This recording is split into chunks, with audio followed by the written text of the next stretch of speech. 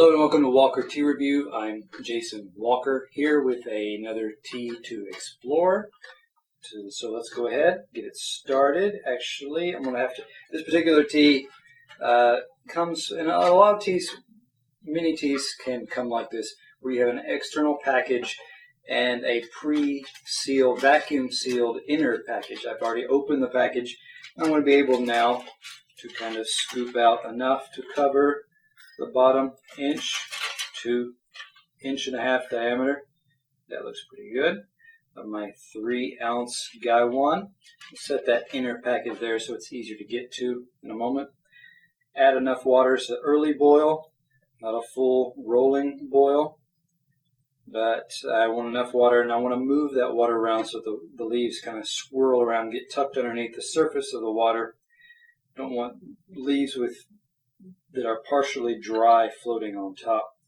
A little bit of water rising above the rim of the lid there creates a kind of seal, keeps the air out from changing that color of the liquor.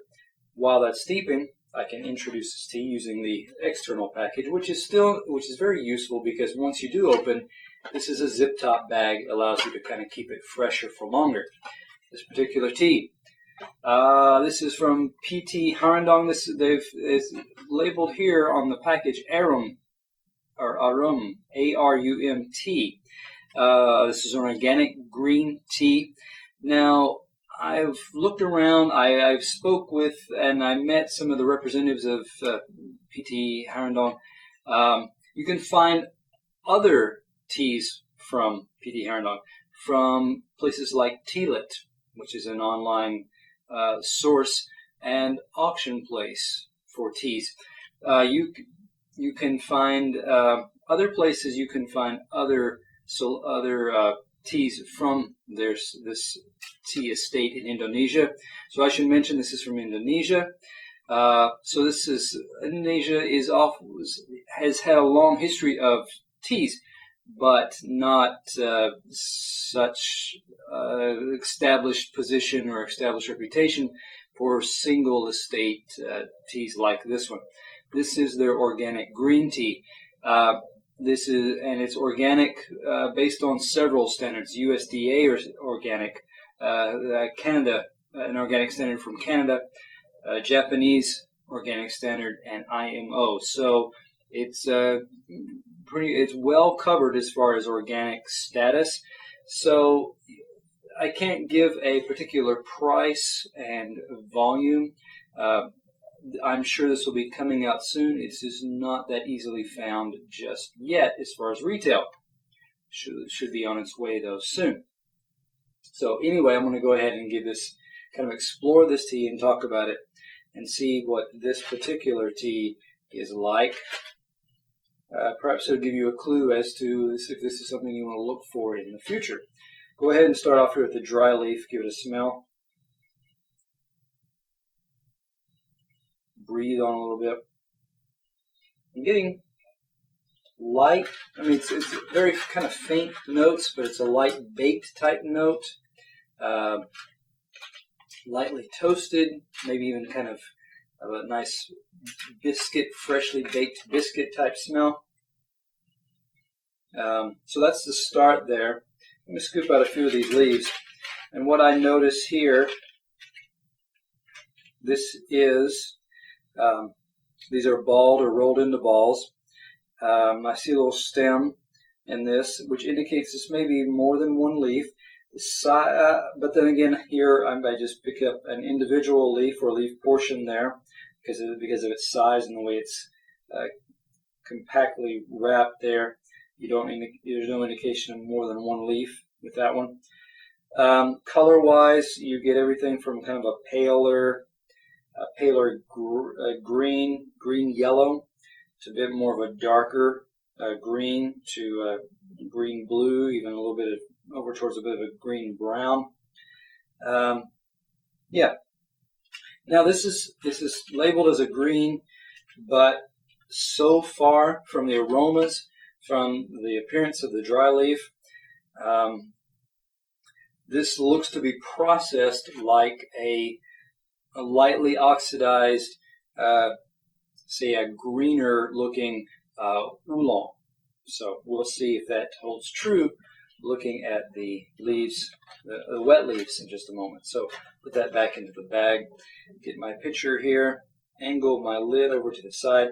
Felt a little suction there as that broke that seal from that the water had created there.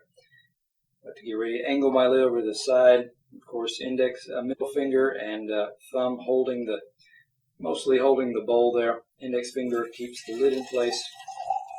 Nice, smooth pour. Give it a few shakes there, get the last few drops out. And kind of move this over to the side. I'm going to give these leaves a shake so they settle back down to the bottom of the bowl here. And give this a smell.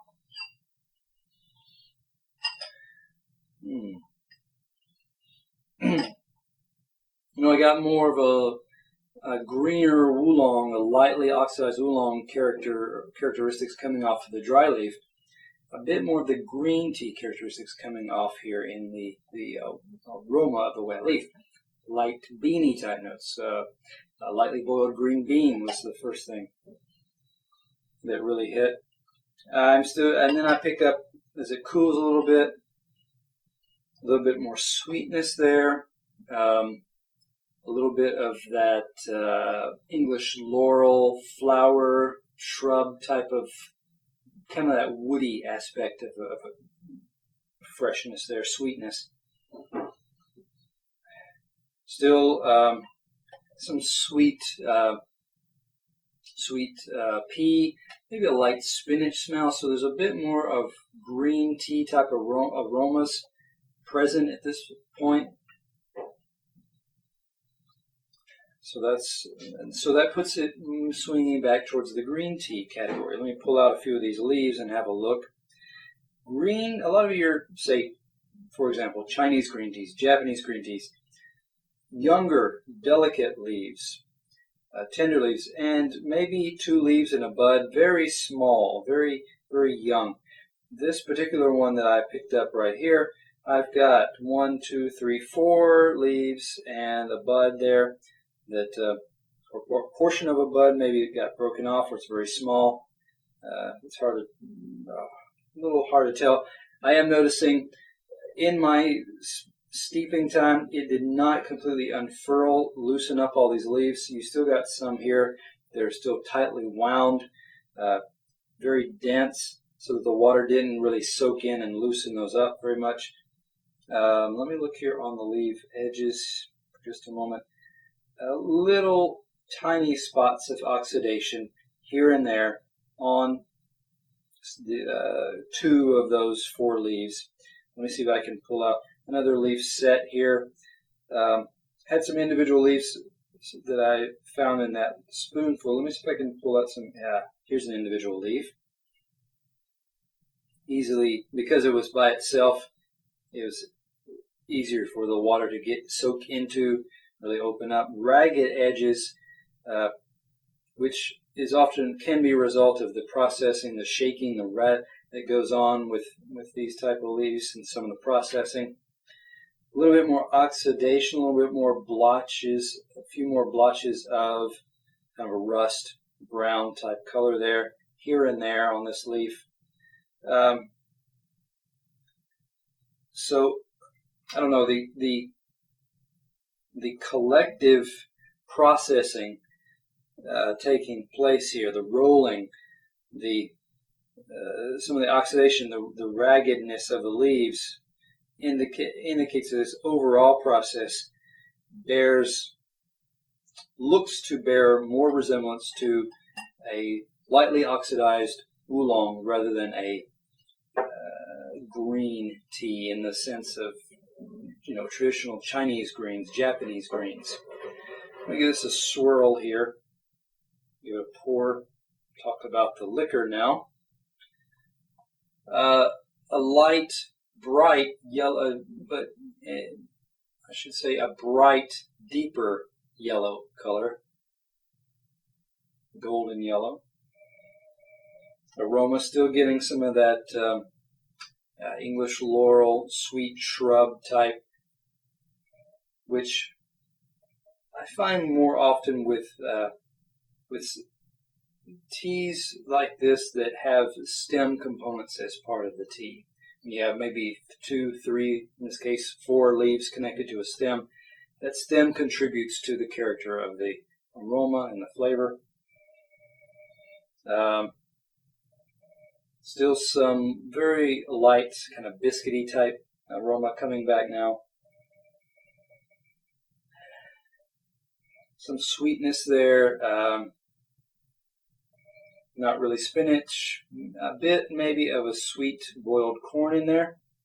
Let me give this a taste now.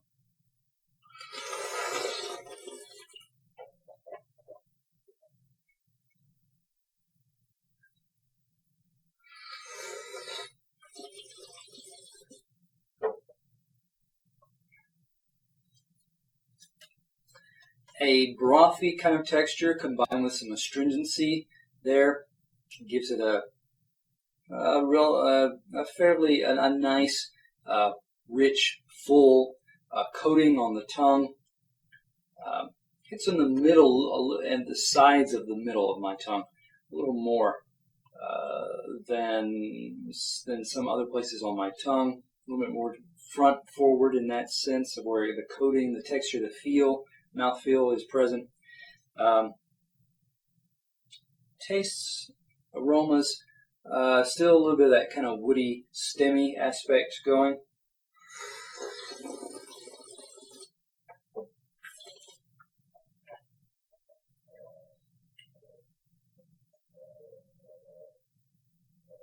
So the English laurel still there.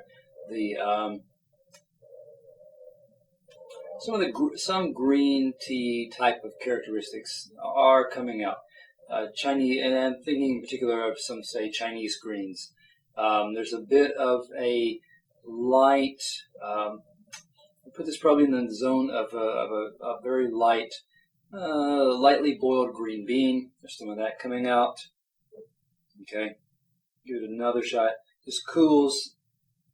I'm kind of expecting, mentally anticipating that with a little bit of, as this cools, it might act a little bit like Taiwanese oolongs in that as they cool, their character can change.